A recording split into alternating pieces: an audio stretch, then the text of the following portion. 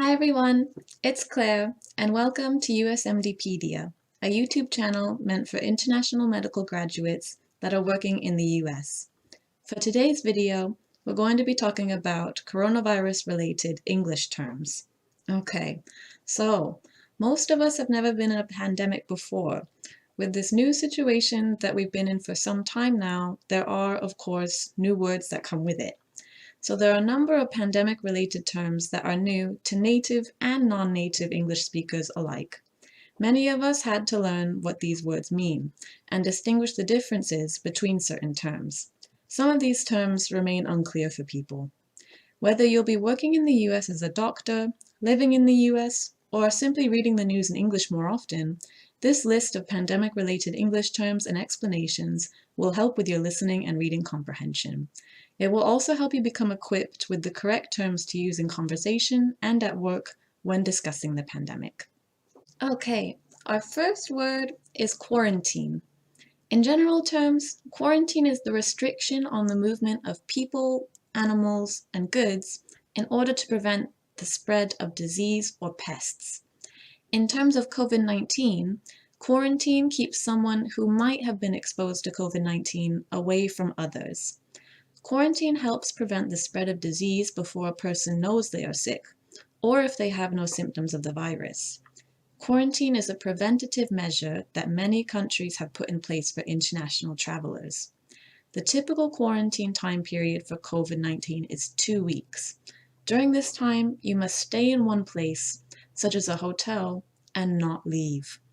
Within a country, if you are exposed to a coworker or a family member who has tested positive for COVID-19, you will most likely be asked to quarantine. This will ensure that you do not spread the virus to anyone else in case you have become infected. The second term is isolation. Isolation is different from quarantine. Quarantine is a preventative measure that restricts the movement of an individual regardless of their COVID-19 status. They could either be negative or positive and still need to quarantine.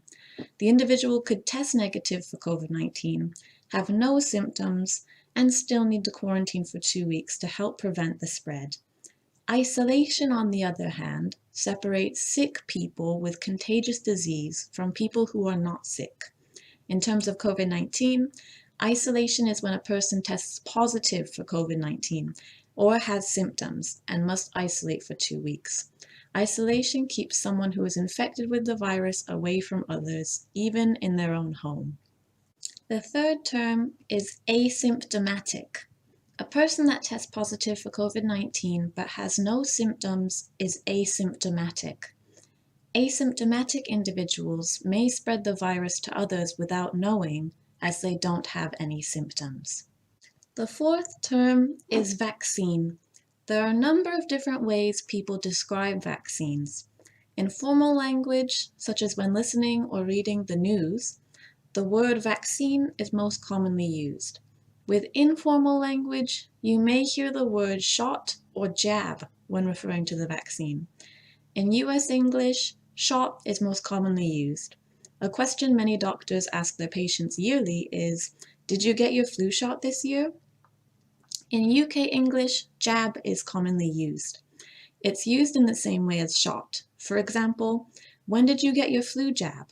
Nowadays, you will hear about the COVID shot or the COVID jab. The fifth term is vaccinated or unvaccinated.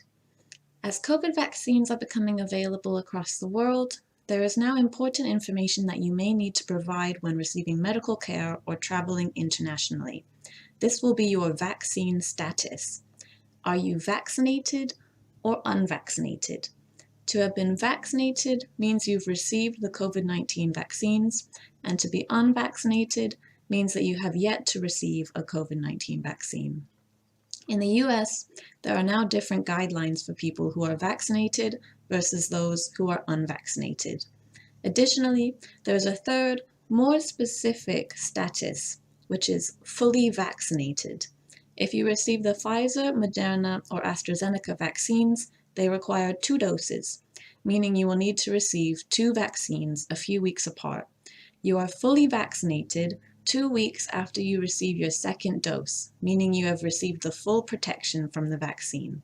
Someone who has received their first dose of the vaccine or someone who has just received their second dose is not fully vaccinated just yet. The sixth term is dose. As mentioned previously, depending on the vaccine, you may need 2 doses rather than 1. A dose is a quantity of medicine or drug recommended to be taken at a particular time. In relation to vaccines, some vaccinations require a single dose, while other vaccinations require a 2 or even a 3-dose series. The Johnson & Johnson vaccine is a single-dose vaccine. Meanwhile, the Pfizer, Moderna, and AstraZeneca vaccines are a 2-dose vaccine series. This means you will need to receive 2 vaccines in the span of a number of weeks in order to gain full protection from it.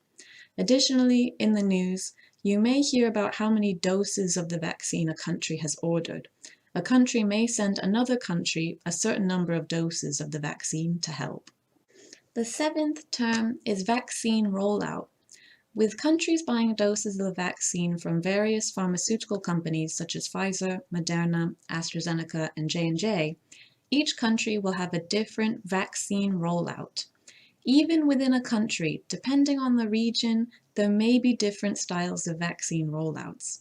Otherwise known as a vaccination campaign, a vaccine rollout is the way in which a country, government, or region decides to distribute the vaccine. Some countries' vaccine rollouts are very organized and successful, with many people becoming fully vaccinated in a short amount of time. This may be dependent on the country's healthcare system, funds, and supply, among many other factors. Additionally, the vaccine rollout may be organized into different steps. Some go by categories according to age, such as the elderly receiving first priority, while others are according to occupation, such as doctors and healthcare workers receiving first priority. Some governments organize their vaccine rollouts into a mix of these categories based on age, occupation, risk factors, and underlying conditions. The eighth term is variant. As time goes on, there are new variants of COVID-19 that are mutating and spreading. A virus variant differs from the reference virus in terms of its genome sequence. For COVID-19, the reference virus is from the initial cases that were analyzed in Wuhan, China. There are now a number of different variants of COVID that have been identified as variants of concern, or VOC. The WHO has named these different variants based on the first 4 letters of the Greek alphabet. There is the Alpha, Beta, Gamma, and Delta variant that are currently variants of concern. These were formerly the UK variant, the South African variant, the Brazilian variant, and the Indian variant. The ninth terms are restrictions and guidelines. Most countries around the world have imposed some form of restrictions within their country to help prevent the spread of COVID. Some of these restrictions may include travel restrictions, both international and domestic, and also restrictions on businesses, such as limited hours of operation. Some of these restrictions may also include stay-at-home regulations. There are also various guidelines in each country and regions within a country. Guidelines may include rules that people are asked to follow when they are out in public or at a shop. Some of these guidelines may include social distancing, wearing a face mask, and washing your hands. Depending on the number of cases and infection rates, countries may ease restrictions, meaning that they will lessen the severity of restrictions, or they may lift restrictions, meaning that they remove all restrictions. The 10th term is lockdown. A country may enforce a lockdown, either nationwide or regionally, to help prevent the spread of COVID. Many countries have different levels of lockdown graded on severity. These lockdowns may ask businesses to close, enforce stay-at-home rules, and limit how many times people are allowed to leave their homes. The 11th group of terms are cases, infections, and outbreaks. So these lockdowns, restrictions, and guidelines are all dependent on the number of cases in a certain region or country. The number of COVID cases is based on the number of reported positive tests each day. The number of cases is also equivalent to the number of infections. A new case of COVID is the same as a new infection. It increases the number of cases or the number of infections for the day. If there is a large number of new cases or infections, it is an outbreak. An outbreak is an unexpected increase in positive cases of COVID-19. In response to an outbreak, the government normally enforces stronger restrictions and may enforce a lockdown. This will help prevent the virus from spreading any further. As we continue to navigate the COVID-19 pandemic, we learn more and more about the virus and how to combat it. Along the way, unfamiliar words will continue to be put into common use, and it's important we learn their meaning so that we can better understand the situation. I hope this video has been helpful. Bye for now.